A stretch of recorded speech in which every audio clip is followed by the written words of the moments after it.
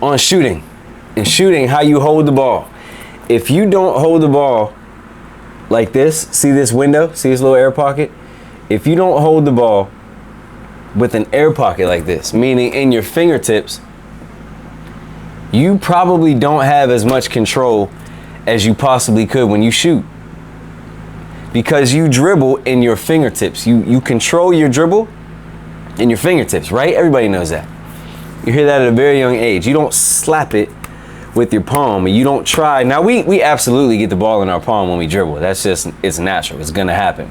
Probably more often than not. But even when that happens, you still have your fingertips gripped on the basketball. And if you didn't get those fingertips in on the ball, you would not have control of it. You would eventually lose it. That's because control on a basketball is in your fingertips rather than the palm of your hand. It's very simple. And I've shown this many a times. If you don't believe this, the easiest thing for you to do is hold the ball one-handed like this, like you're holding a pizza, right? Don't grip it. Put it in your palm, hold it like this, and wiggle your hand around and see how much control you have of the ball. It's probably gonna fall out like that. Now, if you hold it in your fingertips with one hand, in that like a pizza fashion, and wiggle your hand, even if you're a child, like you don't have a big hand, right? You'll still control it more than you would have if it was in your palm. That ball's not immediately gonna fall out of there. If it does, you probably don't have a good enough grip. Now, you should not squeeze the ball. You should not be squeezing the basketball. Like if you were gonna try to palm it one-handed like this, you know, you'll have a little bit more of a squeeze when you do that. You don't need to squeeze it that much, but you do need to have your hand spaced out as if you were trying to palm it with one hand. That's where the control in a jump shot is. It's in your fingertips. There are plenty of people who shoot the ball out of their palm. Yeah, there are plenty of people who do it. The ones who do it efficiently are usually like in the NBA or amongst the best players in the country, in the world. So, you know, there's a lot of things that we do in sports that may not be perfect, but that doesn't mean you should do them. You know, like just because NBA players do it doesn't mean it's good for you. Now, on that same note, I've had a lot of kids in the past who do shoot the ball in their palms, but they shoot it really well. So I kind of leave it alone. I might not say a lot. Now, if I see them struggling and going through patches where they're missing the ball left and right, they're struggling with touch, I'll go ahead and mention it and try to slowly get them to get the ball more in their fingertips. But if something is working, and what is working? What does that mean? Because I'll get a lot of people, well, I'm a good shooter and I hold the ball in my palm. And really they're shooting like 28% from the three. It's not a good shooter, you know? Good is probably over 35, 36% from the three. That's probably what you would consider good. So if you have a shooting flaw and you're shooting 36% from the three, probably not gonna mess with it too much. But on your bad days, yeah, I'm gonna go ahead and maybe try to correct some of those things and see if you can shoot it better a different way. Now I'm gonna get to the guide hand, the hand that doesn't shoot the ball, the one that's supposed to guide it still. You also need to grip that. Let me explain why you have to grip that.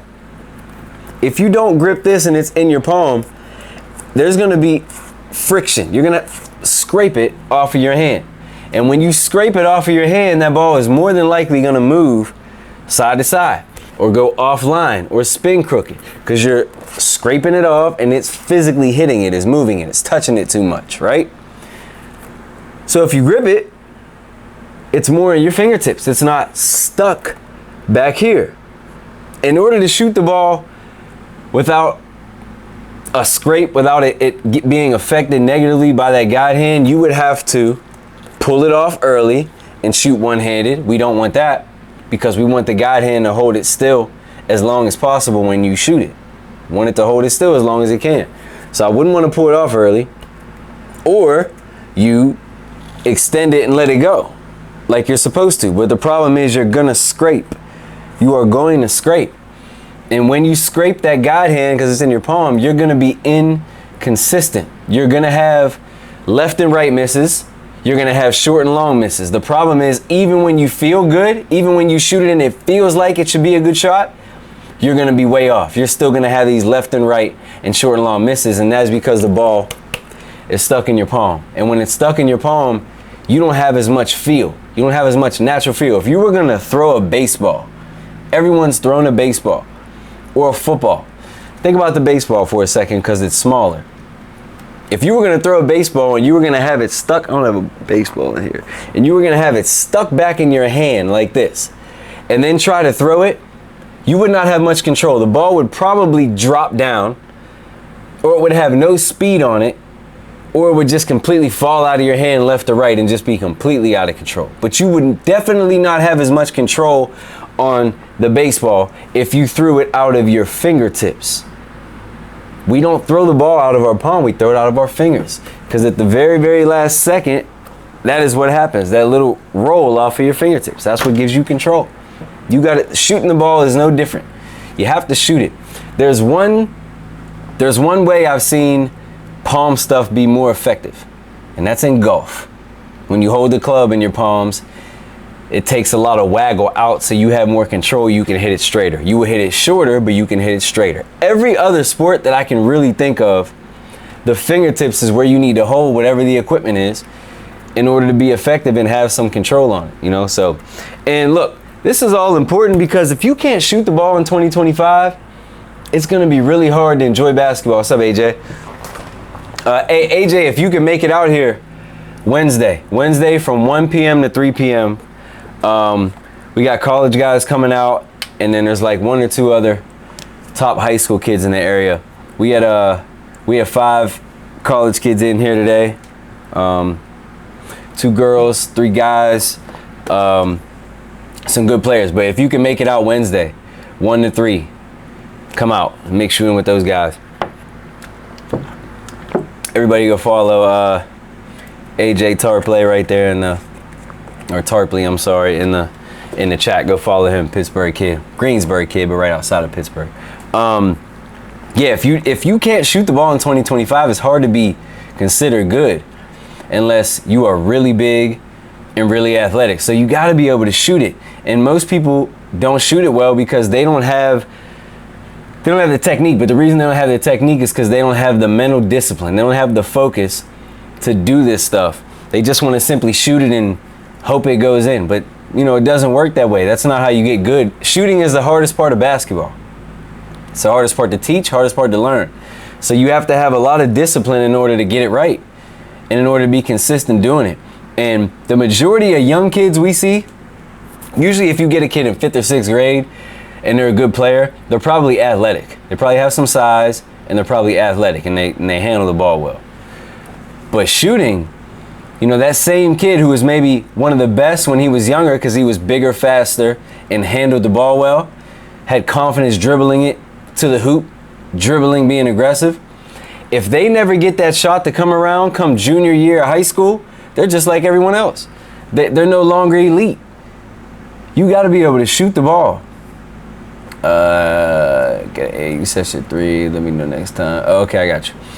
You got to be able to shoot the ball. It's hard to be elite if you're not going to shoot it well. My Reese Mayberry, who helped me get this academy rolling a few years ago, we played college together, and he said something that made a lot of sense to me that I never really realized I did, but I did do it. He said, when you're in a layup line, if you look down on the other team and you look at the layup line, and you know, you see size, athleticism, maybe kids dunking in warm-ups, it catches your attention for sure.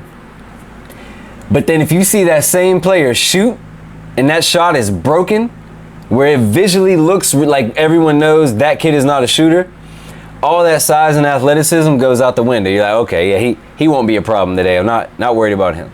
Because if you can't shoot, you're not scary. You're not scary to a team. If you're just going to be big and athletic, there's a lot of stuff a team can do, you know? There's a lot of stuff a team can do to kind of minimize that. And especially if we just got another big kid who wants to play defense, they're going to make it tough on you. We could face guard you all the way up the floor. I could sub 4 or 5 different kids out every couple minutes just to face guard you up the floor, not let you touch the ball. If you're going to try to post up, W from the backside so you can't get it.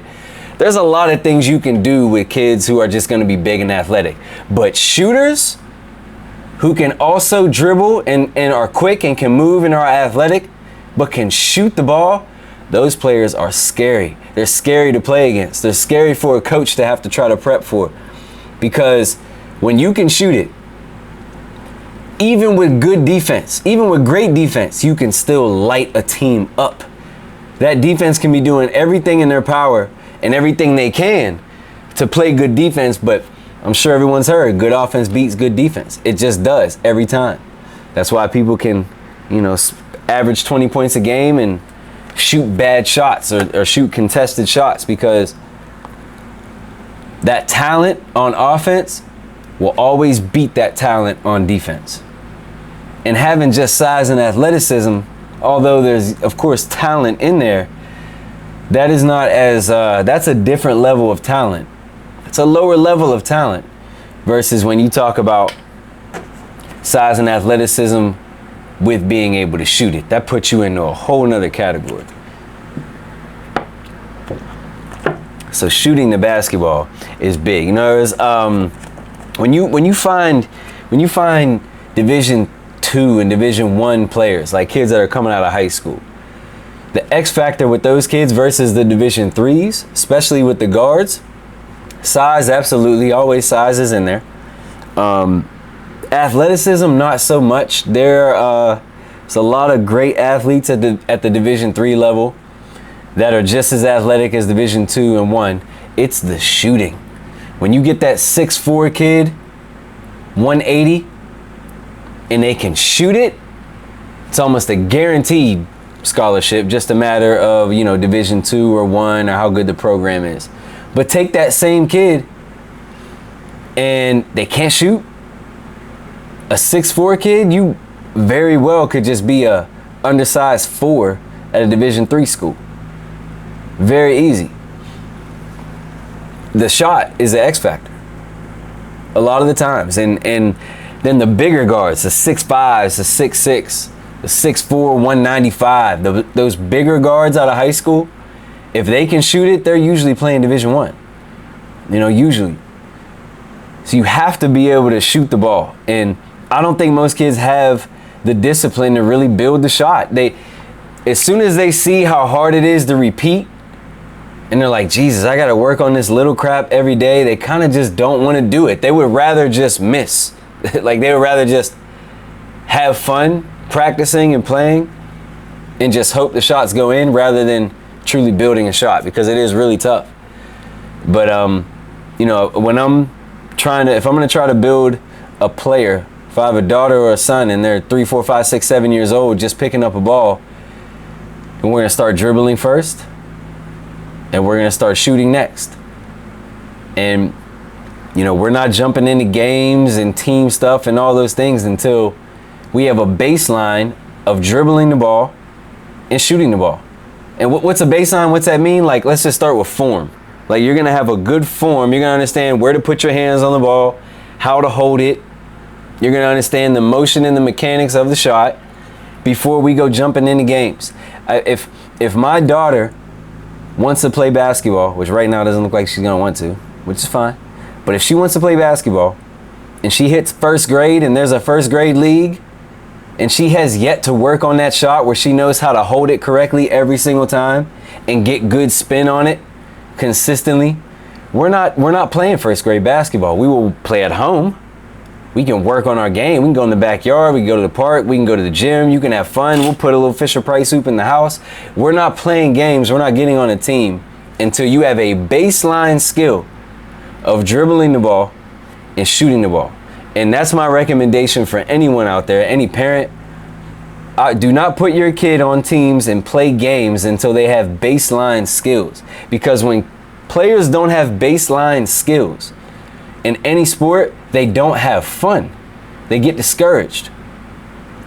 And when they get discouraged at a young age, you have basically chopped that ceiling down a lot lower than it would have been if you would have let the baseline happen, didn't actually jump them fully into the sport until 3-4 years down the road. Then maybe, even if the end comes, it comes later where they actually had an experience and had something to remember rather than quitting when they're 10. That is what you have to be cautious of. And I understand that we want to have fun and we want our kids to jump into this and start their sports careers early, but you know, it's kind of just foolish a lot of the time. Like, you have to have a baseline or they're not going to enjoy it. And the true meaning of sports, the true reason you want your kid to play sports is for their mental, you know, their work ethic, their mental toughness, their confidence, their competitiveness. That's why you really should want your kid to play a sport. But if the problem is, if they're getting so discouraged real young and they're kind of quitting everything early, or at least not fully committing themselves to everything early because they've already been discouraged too much, they're never going to get that stuff. They're not going to get those intangibles of sports and being an athlete because it happened too fast. It was too early before they were really ready.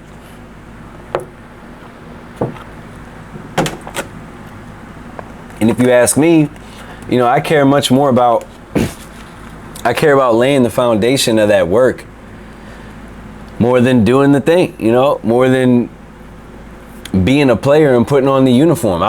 Because we can get those intangibles of sports just by working towards playing the sport. It's boring, I know. Kids don't want to hear that. I get it. But it is the truth from what I've seen.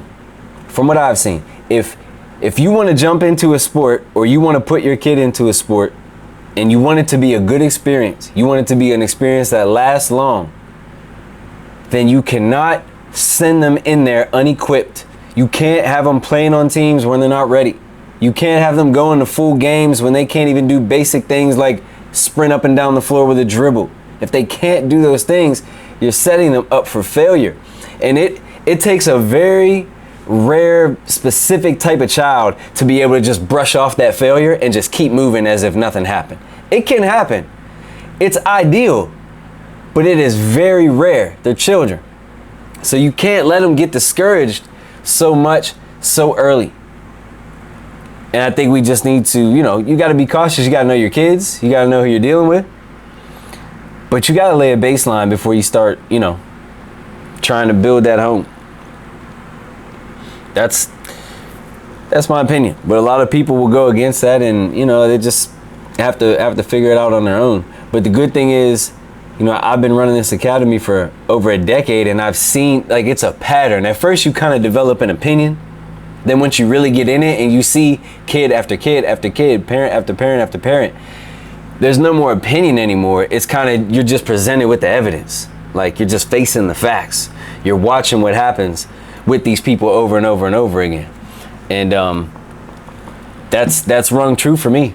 If they're going to jump in it too early, when they're really not ready, they're going to be discouraged and they're probably going to quit, you know, or they're just going to give up. They might keep playing, but they're really not committed. They're really not giving their all because they really checked out already. They really already quit because they had such a bad experience at age 8, you know, and it's a hell of a thing to destroy a child's sports career when they're 10 years old. Like, that's just, it's really ridiculous. So if you have a 10-year-old, 11-year-old, 12-year-old, and things are just not well in the sport, just back up, take them off of teams, don't play in any real seasons, just kind of start over a little bit. Let them go back to just enjoying and having fun. You know, when they first picked up a Nerf ball when they were a little child and just had fun messing with it. Let them go back to that, because you can't discourage them. They got to enjoy it. It has to be fun. It has to be fun. And nobody enjoys an activity that they stink at, especially amongst peers. Like, if I'm going to school with a group of friends and we all play on a team and we all show up together and I keep looking stupid and embarrassed because I'm playing horrible, I don't want to do that anymore. I'm going to walk away from it. What's the best way to deal with your player's role not being a good fit for his development? What is the best way to deal your player's role not being a good fit for his development? Your player's role. Oh, okay, I see what you're saying. I'm not trying to be cynical, Millie. Usually when people say stuff like that, I usually have a different perspective than them. So usually they think, yeah, for the parent, I get you. Usually the parent thinks they're in the wrong role, and I usually just disagree. You know, that's typically what happens. And it's not that parents are, you know, it's not that you're a goofball or something like that, but typically, I'll just give you an example. A parent usually says, my son needs to be playing point guard because he's never going to be tall. So when he plays in high school, they're going to have him at the 1. He needs to be developing his skills at the 1, but the coach has him playing the 2. Like that's a real popular scenario I hear. I just disagree with that. I think a basketball player is a basketball player. So regardless what the role is, now if the role is a bench warmer, okay, I got you. Nobody can improve sitting on the bench. I would agree there. But if they're playing the 2 and you want them to play the 1, or they're playing the 4 and you want them to play the 2, I just disagree with that, because basketball is basketball. So if I can shoot it well, I can shoot it well. It doesn't matter what position you have me at. I can shoot the ball and it'll go in, you know. If I can dribble the ball well, but you have me playing the 3, that shouldn't stop me from dribbling the ball. Whenever I catch the ball in the corner or on the wing or on a fast break or whatever, I will just use that dribble. Now, maybe I won't get it as much as I want. Maybe I won't get to dribble it as much as I would like. But this is a game. It's not tennis or golf. Like, unfortunately, a coach has a say in what goes on with you. So if the coach says, I don't ever want you bringing the ball up the floor, you probably won't bring the ball up the floor. But that doesn't mean you can't dribble it. That doesn't mean when you catch it in the half court, you can't make a play off the dribble. If it works, if you're good at it, trust me, your coach is going to be fine with it. They may not have you in that role. They may not say you're the point guard, but that doesn't mean you can't take it off the dribble and make a play. He's a sniper from 3 and he can dribble. I mean, anyone who's a sniper from 3, doesn't matter what age, doesn't matter the size. If you are a sniper from the 3, you are valuable on every single team in the world. Every team. So, you know, if I'm your son, I'm thinking every single chance I get to take a good shot, I am taking it. You know? And say he only gets 2 a game, but he goes 1 for 2. Coaches, no one's going to have a problem with that. No coach is going to have a legitimate problem with that. Say he takes 3 a game and he goes 2 for 3. No coach is going to have a problem with that. Now, if he gets in the game, he only touches the ball 3 times, he shoots a 3 all 3 times, and he goes 1 for 3, you're leaving a lot up. You're leaving a lot in the air. There's some gray area there for that coach to kind of, you know, nitpick. But just overparenting. He makes 4 threes a game. I mean, you make 4 threes a game. Whether you're on the Lakers, you play at Duke, or you're at the rec game at the YMCA, you are doing something. You make 4 threes a game. So probably nothing wrong. There's probably nothing wrong, you know? I mean, if my kid is on a basketball team and they're making 3 3-pointers a game, that's 12 points a game just off of threes, I am thrilled. I'm thrilled. My kid is probably going to be pretty good. I'm thrilled.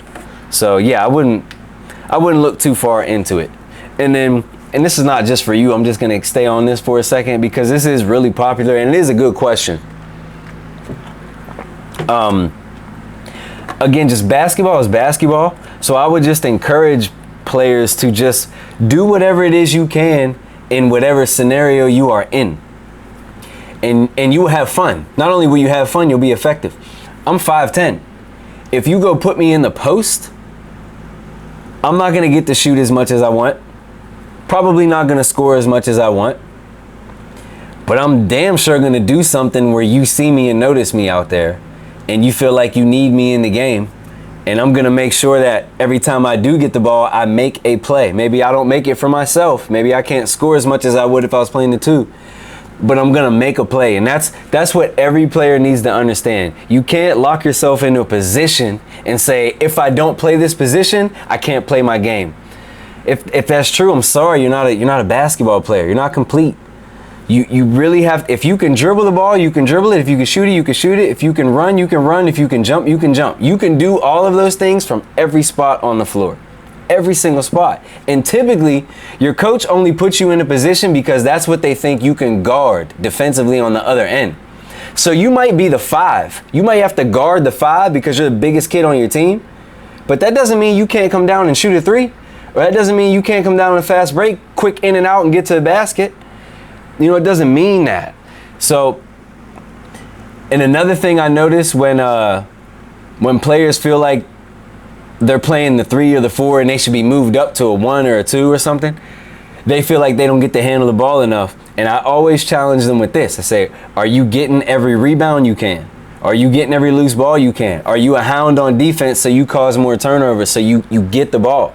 Are you going to offensive rebound so you get the ball? Because when I get it, like regardless of what your coach says, regardless of what position you are, if I have the basketball in my hand at a moment, I am in control. I don't care what the coach says or anybody else. I got the ball. You guys don't get to do shit until I decide because I have the ball in my hand. So that tells me if I want to be able to do more, especially offensively, I need to have the ball in my hands more. So if coach doesn't have me playing the 1, then I got to get the ball a different way. I have to move better off the ball. I got to set better screens for other people because that actually gets me open. I have to box out. I have to rebound. I have to offensive rebound. And every chance I get to blow the ball up the court on a fast break and make a play for myself or others, I do that. I try to get all the loose balls. I do all that shit that nobody wants to talk about or do, right? That's how I get the ball more. I got it. I know you didn't want me to dribble it, coach, but I got it. And guess what? I'm about to dribble. And as long as you make good plays, that coach will be okay with that. Be all right with that. Also, I use myself. I've said this before. I gotta get off here in a minute, but I played the 1 my whole life. From the time I started playing basketball, I played the 1. I was always the point guard. When I got to college, I wasn't as good at point guard as other people on the roster. I was no longer a 1. I was a 2. It was definitely uncomfortable. I didn't play as well. I noticed all my highlights, when I go back and look at my film, all my highlights came when I was playing the 1, like even in college. Because usually I would play the 1 sometimes. Like if our point guard went out and I stayed in the game, I might shift over to the 1 unless a backup 1 came in. Like, so there were a lot of times I still played the 1, but not a lot. And I noticed all of my highlights are the times I had ended up playing from the 1, or I would notice I get the ball on the wing and the play would break down and I would drag it up to the top of the key and then I get aggressive because that's just what I was used to. But that was my fault that I didn't adapt and I didn't understand how to make the same type of plays on the wing. It's my fault. But I did though. I still did. I scored almost 1,200 points playing the 2 my whole career. So I did adapt to a degree. I didn't adapt like I should have. But I can't just say, oh, you're not going to put me at the 1? Well, I can't be good, coach. If that's the case, you just can't be good and you got to sit. So I really want people to understand that because that definitely held my career. Like I jacked that up in my career. I could have had a lot better offensive career if I would have accepted that and just it was subconscious. I didn't realize it. I had no idea that I was only being aggressive once I got the ball at the top of the key. I didn't realize. I wish someone would have pointed it out to me. The stuff that we teach here at the academy, I wish I understood those things because it would have maximized me. But my point is, it's your fault. It's not the coach's fault. It's your fault if you feel like you're out of position. You're not out of position. You just don't know how to be effective in this position. You need to learn that because what happens if you get on a team where there are 3 other guys on the roster or girls on the roster who happen to be better than you at that role? You gotta be able to adapt. And that's what you learn as you kind of get older and coach a lot of kids. You learn that. Yeah, happy to help. I gotta roll. Appreciate you guys for hopping in.